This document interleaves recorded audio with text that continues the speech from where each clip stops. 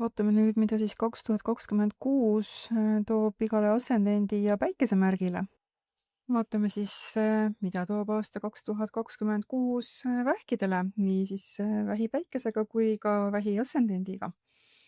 Et 26 aasta võib tuua hoopis teistsuguse karjäärisuuna teile.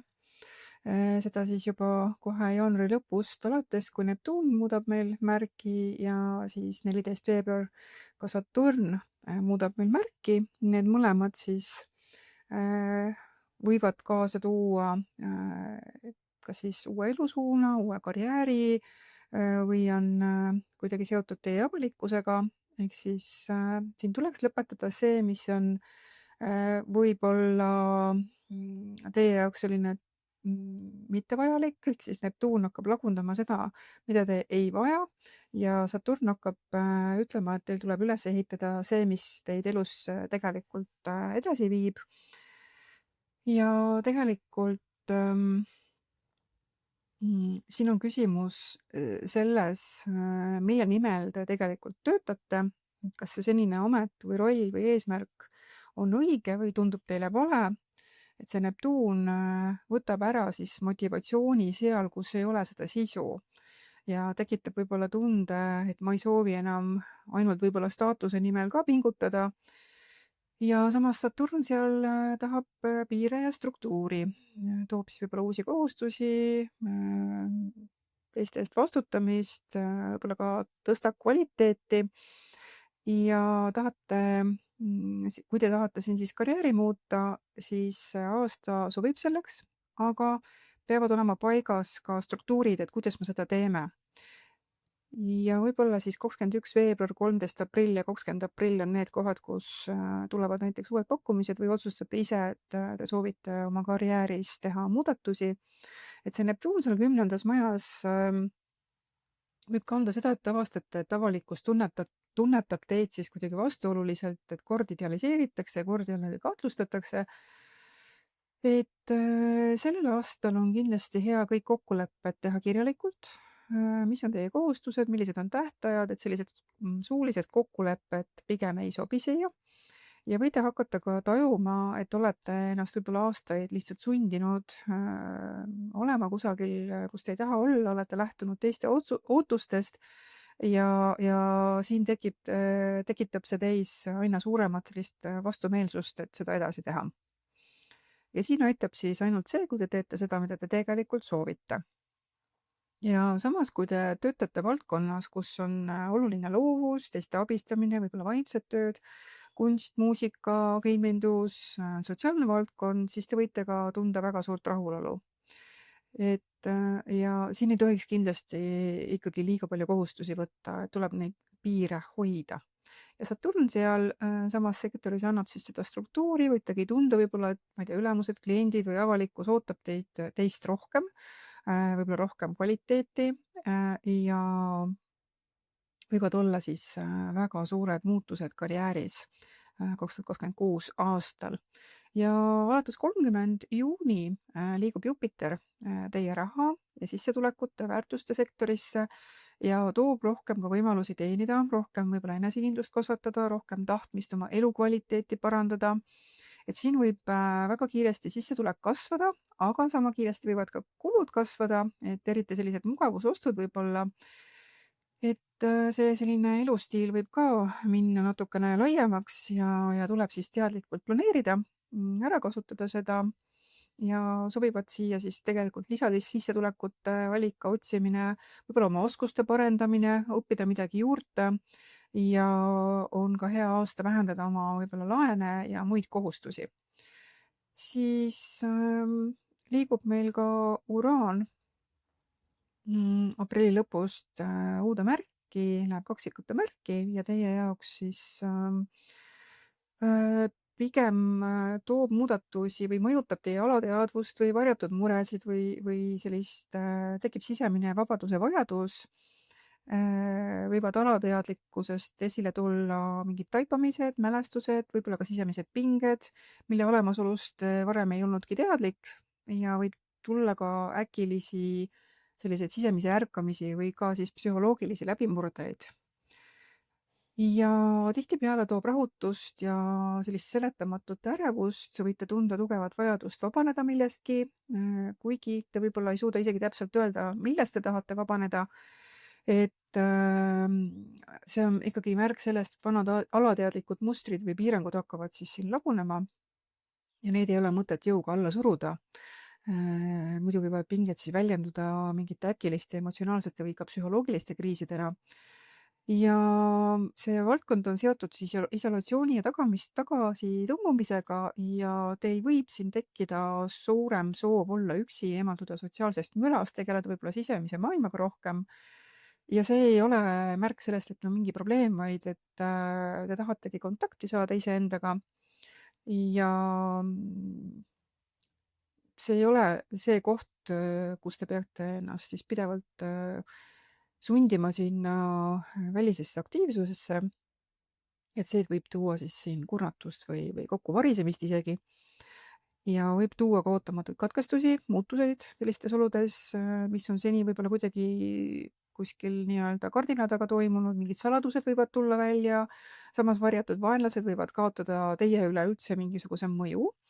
Ja aga teil on endal ikkagi selline tunne, et sündmused toimuvad kuidagi teie kontrolli alt väljas. Ja positiivne on see, et tekib selline sisemine vabanemine. Saate võimaluse katkestada neid alateadlikke mustreid, mis on teid kaua piiranud. Võib-olla isegi varem ei ole neid ise teadvustanud. Et siis väga vabastav, aga ainult siis, kui olete valmis aktsepteerima seda ebakindlust ja kontrolli kaotamise tunnet. Ja tegelikult muutus algab hästi vaikselt, hästi nähtamatult ja tulemused võivad olla hiljem tegelikult sellised teie elu väga põhjalikult ümber kujundavad. Ja kuna teil on siis samal ajal ka see 10. maja esil, näiteks Neptuun seal lubab teil unistada ja suunda nii-öelda ümber mõelda ja Pluto on 8. majas, mis viitab, et mõne unistuse jaoks võib tekkida isegi ka rahastus näiteks või tugi, näiteks läbi partneri, toetuste, investeeringute, mingi fondi või koostöö kaudu. Et teie töö on siin ikkagi valida ainult siis need ideed, mis päriselt kannavad, mitte need, mis lihtsalt nagu pakuvad mingisugust vabadust või põgenemist. Teil on aasta algus hästi selline suhtekeskne, et kuni 20. jaanuarini on siin erinevad planeedid teil partnerluse sektoris, mis tähendab seda, et tegeletakse palju suhetega, partnerlussuhetega, räägitakse võib-olla asju lõpuni, pannakse reegleid paika, tehakse otsuseid. Ja kui suhe on tugev, siis see aeg toobki struktureerimise, et on kokkulepped, ühised plaanid, räägime rollid selgeks ja kui suhe on tegelikult sisuliselt läbi, siis siin tekib ka see hetk, kus te enam ei saa seda nagu teeselda, et kõik on hästi. Siis 7. august kuni 10. september on väga esil koduteemad, pereteemad, sobivad siia näiteks, ma ei tea, remondid, sisustumised, ruumi korrastamised, perega leppimised. Ja tuleb siin meeles pidada ka, et Veenus on meil sellel aastal retroliikumises alates 3. oktoober kuni 14. november.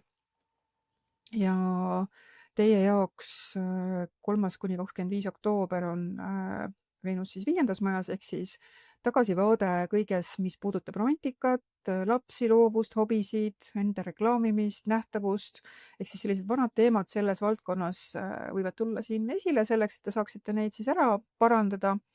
Ja kui te olete näiteks vallaline, siis võib ka siit mingisugune mineviku suhe uuesti teie ellu tulla. See ei tähenda seda, et te peaksite uuesti selle suhtega edasi minema, vaid tuleb selleks, et saaksite lõplikult oma tunnetest aru ja võib-olla asjad sirgeks räägitud. Ja need lastega seotud tegevused, hobi, loomingulised projektid tuleks siin ka uuesti võib-olla läbi vaadata, teha parandusi, aga mitte alustades päris uute asjadega, näiteks uute suhetega kindlasti tuleb olla siin väga ettevaatlik ja mitte kiirustada. Ja 25. oktoober kuni 14. november on see Veenus siis teie 4. majas, ehk siis kodupere, kinnisvara, vanemad, need teemad tulevad esile. Tuleb võib-olla uuesti ette võtta, ära parandada midagi, teha uuesti ja paremini ja kindlasti ei sobi siia uued algused ehk siis kodumuutused, ostud, remondid, küll varem alustatu lõpule viimine sobib, seega kui te olete juba eelnevalt kaua remonti teinud, siis nüüd võite selle ka lõpule viia. ja ka Merkuur on meil retros 24. oktoober kuni 13. november ehk siis samas perioodis. Nii et veel kord, ärge allkirjastage ühtegi lepingut, koguge informatsiooni, ärge tehke veel uusi alguseid siin. Siis Marss liigub, nagu öeldud, ka kuni 23. jaanuar isegi on teie partnerluse sektoris, ehk siis hästi aktiivne on see partnerlussektor teil aasta alguses, võib tuua hästi intensiivse perioodi. Marss ütleb, et ma tahan oma energiat panustada suhetesse, partnerlusele, tehke seda siis konstruktiivselt, ärge kasutage Marssi konfliktide tekitamiseks, et noh, selline vajadus võib-olla enese kehtestamise järgi suhtes on siin suurem ja võib-olla keerulisem on kompromisse teha, aga püüdke seda siiski siis teha, et tahaks nagu võistelda selle partneriga. Tasub teha siis ikkagi koostööd ja kompromisse, olla diplomaat ja muidu tekivad lihtsalt siin pinged äripartnerluses või oma isiklikus partnerlussuhtes, töökaaslastega, lähedaste sõpradega ka. Et tuleb siis tunnistada, et energiad siin tegelikult lähevad liikuma ikkagi läbi partneri. Et sellised, otsige pigem ühiseid projekte ja eesmärke ja kasutage siis konstruktiivselt, selgitage välja võib-olla ka oma tegelikud probleemid, kui teil neid on, ja vältige kindlasti sellist impulsiivset tegevust partnerlussuhetes. Ja 23. jaanuar kuni 3. märts on siis Marss liigub teile 8. majja ja energia muutub selliseks ühine raha, võlad, sõltuvused, intiimsus, kriisi, psühholoogia. Et see võib olla selline aeg, kus ühised rahad ja ühised sellised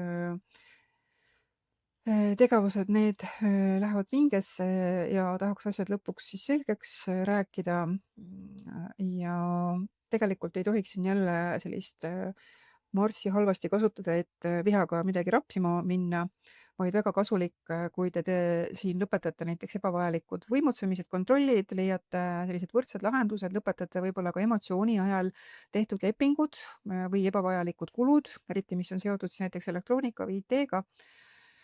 Ja kindlasti jälgige siis siin ka seda, et ikkagi on meil see Merkuur siin veel retros 26. veebruar kuni 20. märts, et jällegi väga hästi sobib vana ja valesti läinud asjade uuesti tegemiseks, vanade kohustuste ülevaatamiseks ja parandamiseks, aga ärge alustage siin veel uusi lepinguid, ärge võtke näiteks laenu.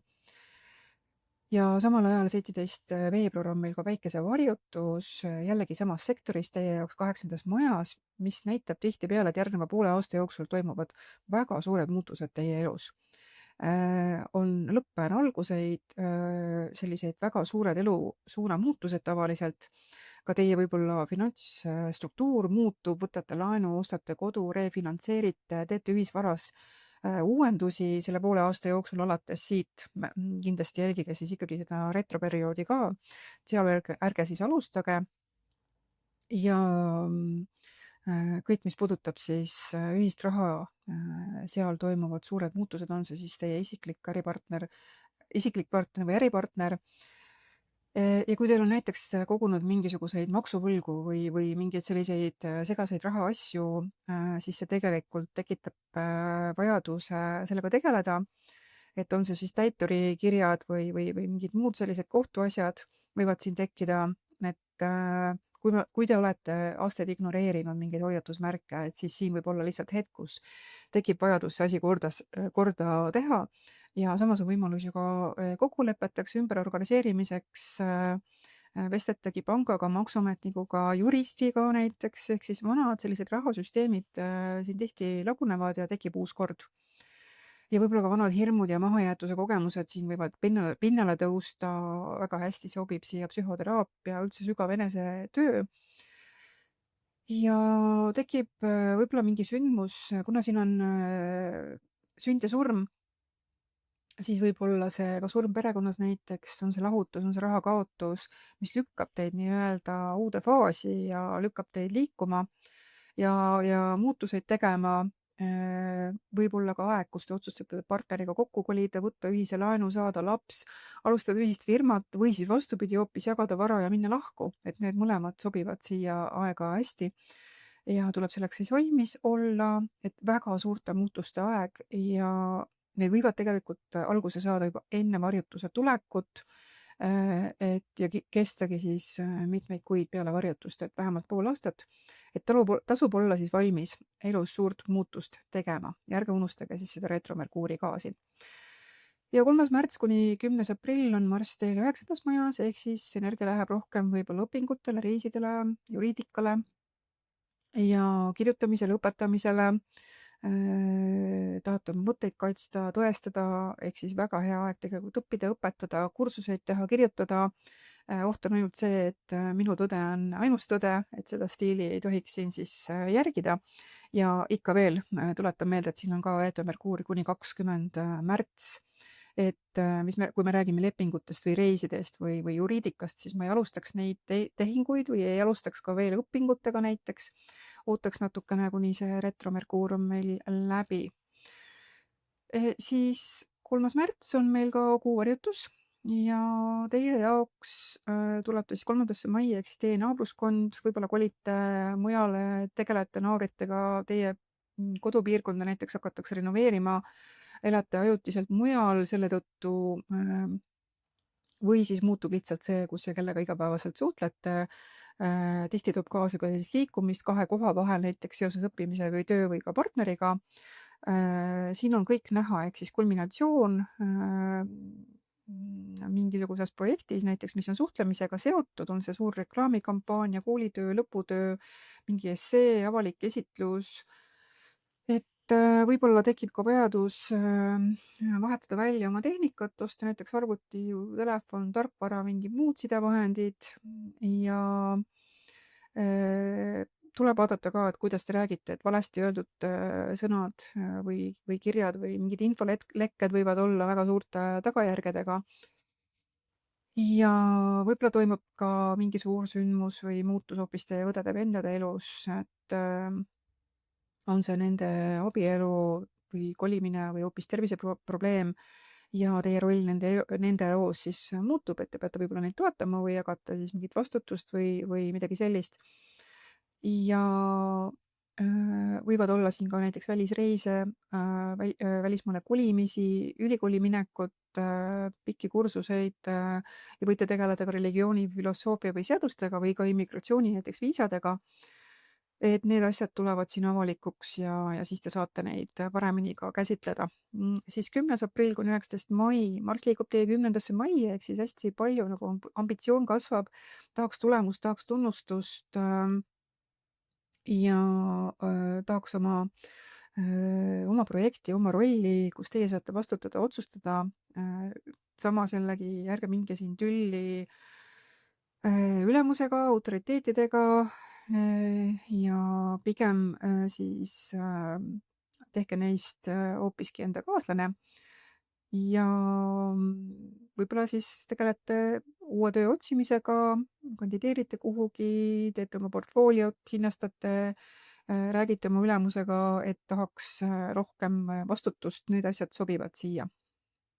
19. mai kuni 29. juuni on meil Marss siis sõnnimärgis ja teie jaoks liigub energia rohkem sõprade, tuleviku, võrgustiku, meeskonna suunas, et rohkem saavutate kindlasti läbi teiste, mitte üksi. Ja võib-olla siis õpite rohkem ka koostööd, delegeerimist, et selline võrgustiku loomine, uued kontaktid, grupid, tiimid, need sobivad siia. Eesmärgid võib-olla muutuvad ka konkreetsemaks ja samal võib sõprussuhetes tekkida ka pinge, kui te tunnete, et teid võib-olla kasutatakse ära. Siis 28. juuni kuni 11. august Marss on kaksikutes ja teie jaoks pigem selline aeg, kus te tunnete, et ma ei jaksa enam ja tahaks eemale minna ja natukene enda ette olla, töötada vaikselt, lõpetada midagi, korda seada midagi, parandada midagi, et selline kindlasti on vaja üksi olemist ja taastumist siin rohkem, et hoiduge siis nendest ebavajalikest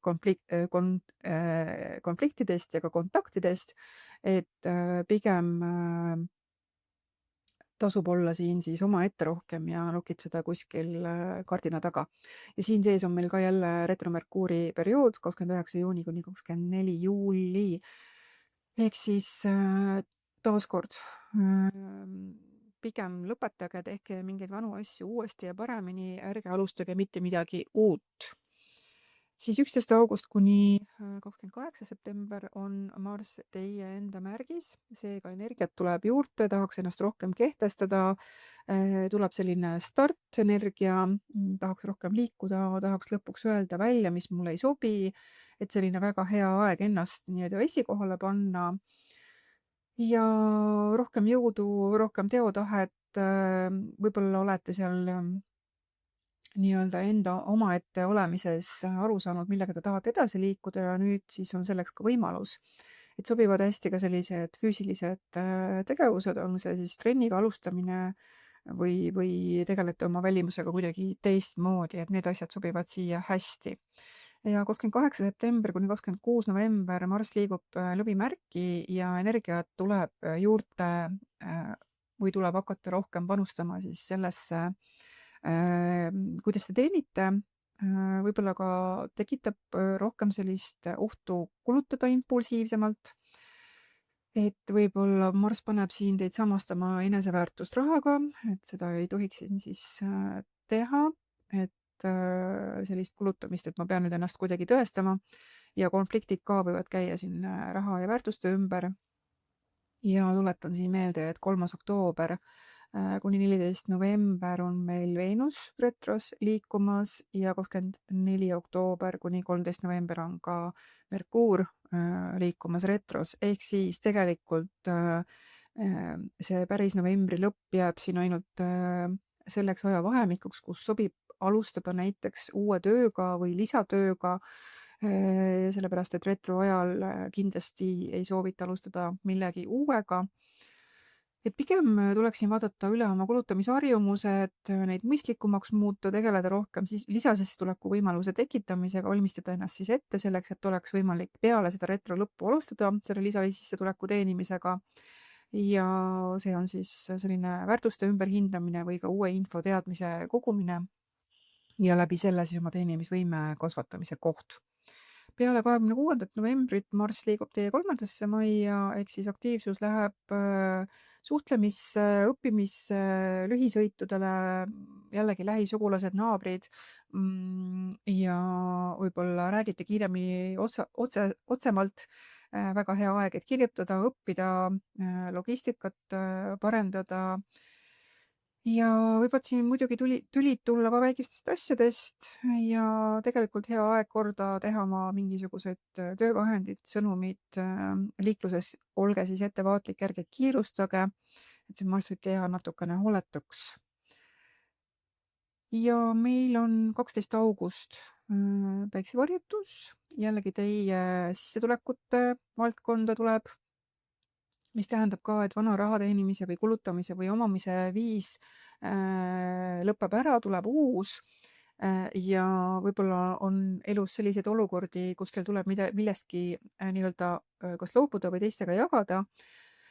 Ja selline eneseväärtus, mis on seni toetunud ainult rahale või asjadele, pannakse siin kindlasti kahtluse alla, et ja võib-olla ka, et keegi inimene, kellega te olete seotud, on see siis äripartner, muidu partner, saab oluliseks teie raha muutuses, on see siis mingi edukas tehing, parandus, kohtulahend ja peate siis sellega kohanema, sest et see mõjutab ka võib-olla teie turvatunnet.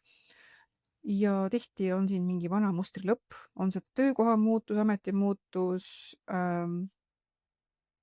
partner võib-olla alahindas teie panust, tema läheb teie elust ära või te ise ei lepi enam sellise tööga, kus olete näiteks alla makstud.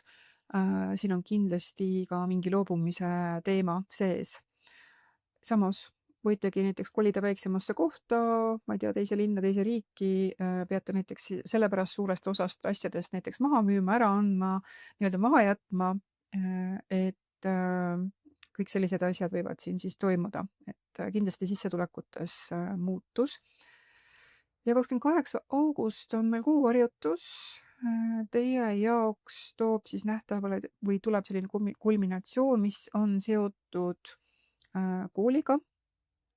On see siis kooli lõpetamine, eksamid välismaaga, välisreisid, välismaale kolimisi, seadustega, kohtuasjad, juriidilised protsessid, seal hakkate paremini asju nägema või tulevad asjad välja, te hakkate nägema, et vot siit tuleb nüüd juriidiline protsess.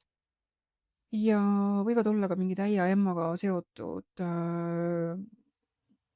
asjad, mida te hakkate siin siis rohkem nägema, et